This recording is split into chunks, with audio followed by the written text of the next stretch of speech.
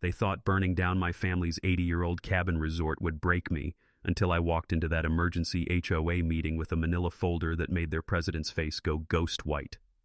Picture this: 2:30 a.m., flames shooting 30 feet into the sky, my grandfather's tools melting in a shed that housed 3 generations of memories.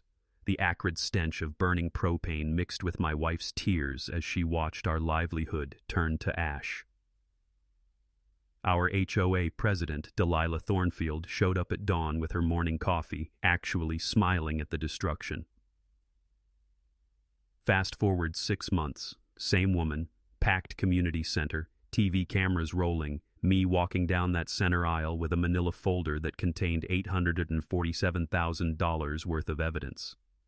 When I opened it and started reading those bank records out loud, her $1 million smile cracked like cheap paint.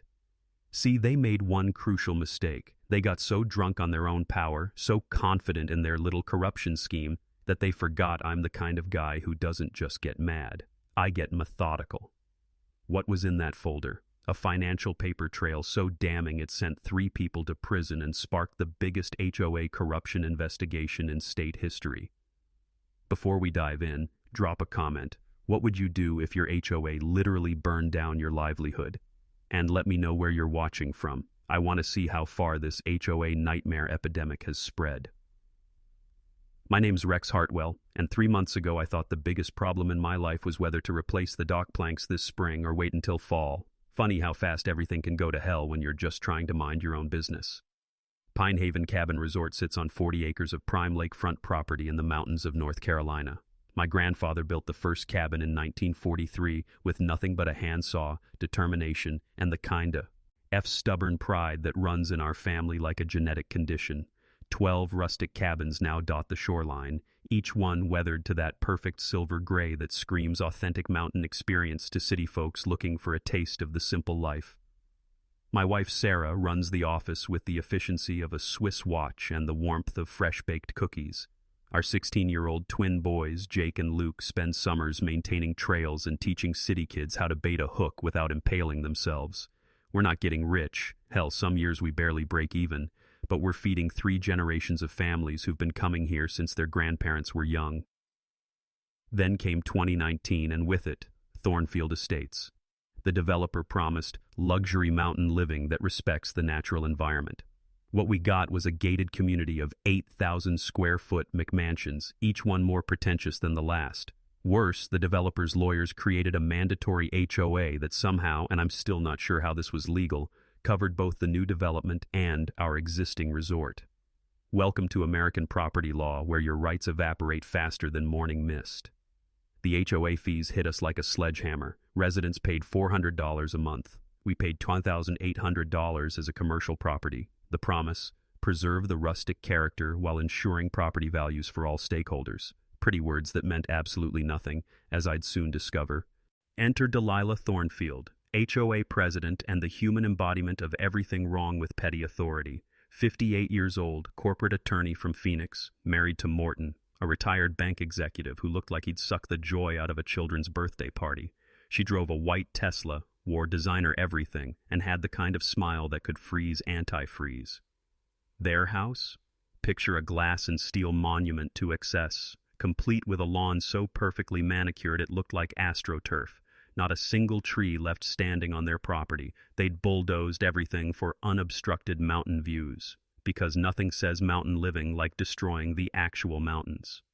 The first shot across our bow came in spring of 2023, a certified letter with the HOA letterhead, delivered with all the warmth of a tax audit notice. Aesthetic compliance violation, it read, followed by 3 pages of demands that made my blood pressure spike. Fresh stain on all 12 cabins, $15,000. New community-appropriate signage, $8,000. Landscaping improvements to match neighborhood standards, $12,000. Total damage, $35,000 we didn't have, with a 60-day deadline that might as well have been 60 minutes. I drove over to Delilah's fortress to discuss a reasonable timeline. The smell of fresh mulch from her obsessively maintained flower beds mixed with the chemical tang of lawn treatments as I rang her doorbell. When she answered, her Chanel perfume hit me like a wall of expensive aggression. "Mrs. Thornfield, I'd like to discuss the compliance notice. We're willing to make improvements, but we need time to—" "Mr. Hartwell," her voice could have flash frozen a lake, "we're not running a charity here. Your property affects our property values. Compliance is non-negotiable." The gravel crunched under my boots as I walked back to my truck, already knowing this woman wasn't not interested in reasonable solutions. She wanted submission, and that's something the Hartwell family has never been good at providing. By August, I'd managed to scrape together enough cash to stain 4 of the 12 cabins. The smell of fresh cedar stain mixed with lake water should have been satisfying. Instead, it felt like feeding coins into a rigged slot machine. I called the HOA office, hoping my good faith effort would buy me time for the remaining 8. Jenny, the management company secretary, sounded genuinely apologetic. "I'll pass along your request to the board, Mr. Hartwell. I'm sure they'll be reasonable about an extension." Poor Jenny. She had no idea she was working for sociopaths. 3 days later, the certified mail arrived like a legal hand grenade. Not only were they rejecting my extension request, but they'd somehow discovered a whole buffet of new violations that made my head spin. The dock that had been there since 1965 suddenly extended 3 feet beyond the permitted waterline. Our gravel parking area, where families had been parking for decades, now lacked proper drainage permits. Yes, even our evening campfire pit, where kids roasted marshmallows under the stars, somehow violated open flame ordinances. The daily fines started at $500 per violation. With 4 active violations, we were hemorrhaging $1,100 every single day. Sarah found me at the kitchen table at midnight, calculator in hand, watching our life savings evaporate in real time. $40,000 a month, more than most people make in a year. That's when I remembered something my grandfather used to say. When someone's trying to steal your land, the first thing you do is check who really owns it. Smart man, even if he never went to law school. I spent the next week in the courthouse basement, digging through records that probably hadn't been touched since Carter was president.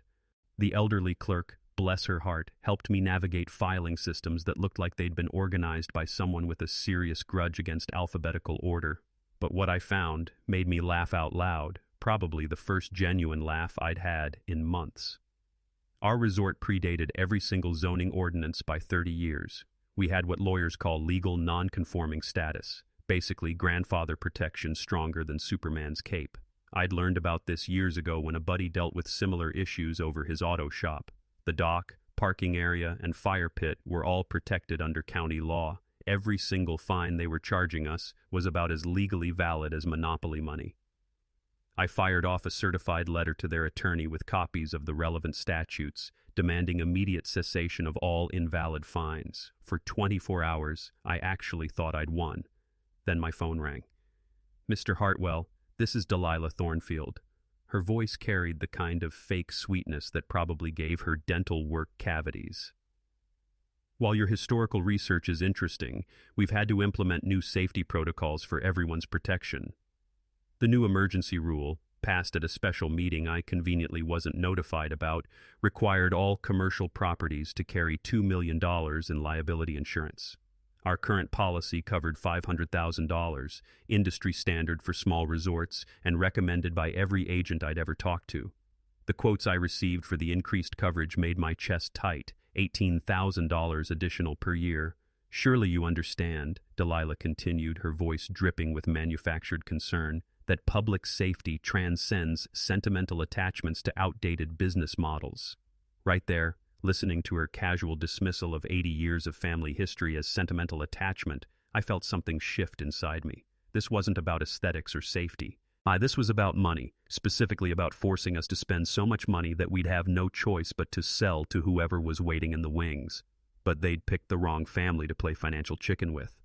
I reached out to our longtime guests through Facebook, creating a Save Pinehaven group that exploded to 800 members in 2 weeks. Families who had been coming here for generations started sharing stories, photos, and memories that made my eyes water. The local newspaper picked up the story with a headline that made me grin: "Family Business Under Siege by HOA Overreach." The community support felt like warm sunshine after months of storm clouds, but even as people rallied around us, I could practically hear Delilah's stilettos clicking as she paced her marble floors, plotting her next move. And trust me, she wasn't done, not by a long shot. The insurance victory lasted exactly 12 days before Delilah struck back with the subtlety of a sledgehammer to the face. I'd found a loophole through our agent and an umbrella policy that boosted our liability coverage to $2 million for $4,800 a year instead of $18,000. When I walked into that September board meeting with the certificate in hand, watching Delilah's perfectly composed mask slip for just a second, I felt like David landing his first stone on Goliath's forehead. "Well," she said, her voice tight enough to snap guitar strings, "it's wonderful to see compliance with our safety requirements." But her eyes promised war. Labor Day weekend brought families from 3 states to our annual barbecue and talent show, a tradition that started when my grandfather needed a way to keep kids entertained during a rainy week in 1952. The smell of hickory smoke and the sound of children's laughter should have made it perfect. Instead, I watched a stranger with a clipboard prowling around our property like a health inspector at a gas station hot dog stand. "Property assessment," he announced when I approached, not bothering to look up from his notes. "Board-authorized inspection for compliance verification." I'd bet my last dollar this guy had never seen the inside of a building code book, but he was thorough as cancer. 47 violations magically appeared over 3 days. A loose handrail on cabin 7, a minor electrical issue in the office that our electrician said was actually up to code. Fire extinguishers 2 months past inspection dates. Even the rope swing the kids had been using for decades suddenly became a liability hazard, requiring immediate removal. What really burned my ass was watching him interrupt families' vacations. Mrs. Patterson, who'd been bringing her grandkids here for 15 years, had to move her car 3 times because it was blocking emergency access routes that had never existed before that weekend. "This is harassment," I told the inspector after he cited us for having inadequate signage on a bathroom that was clearly marked and had been in the same spot since the Carter administration. He just shrugged. "I don't make the rules, buddy. I just enforce them." But here's the thing about pushing a man too far. Eventually, he stops retreating and starts hunting. I called my paralegal friend Jenny Blackwood, a woman who could find loopholes in the 10 Commandments if you gave her enough coffee and motivation. For $500, she agreed to dissect our HOA's governing documents with the precision of a forensic pathologist. What she found over the next week made me understand why Delilah was so confident in her little power games. The original CCRs, that's the constitution of any HOA, required a majority vote of all property owners for any rule changes affecting commercial properties. But the emergency insurance rule had been passed with only 12 of 47 residents present, all of them from Thorne Field Estates. "They can't just railroad you with a stacked meeting," Jenny explained, her finger tracing the relevant clause. "This is basic corporate governance. You've got grounds to challenge every rule they've passed in the last year." I'd learned about these voting requirements years back when my brother dealt with his condo association trying to ban his motorcycle. Seemed like every property owner in America eventually gets an education in HOA law, usually the hard way. Meanwhile, the local TV station caught wind of our story. The reporter, a sharp-eyed woman named Rita Gonzalez, interviewed 3 generations of the Morrison family who'd been coming here since the 1960s. "This place is like a time capsule," old Frank Morrison told the camera, his weathered hands gesturing toward the lake. "My kids learned to swim in that water. My grandkids caught their first fish off that dock. Now some lawyer from Phoenix wants to turn it into condos because it doesn't match her marble countertops." When they asked Delilah for comment, she declined an on-camera interview. Morton, her husband, gave them a terse no comment that made him look guilty of something, though I wasn't sure what yet. Social media exploded. Save Pine Haven started trending locally, with photos of family memories spanning decades. The support felt overwhelming and humbling at the same time, but I was learning that every victory came with a price.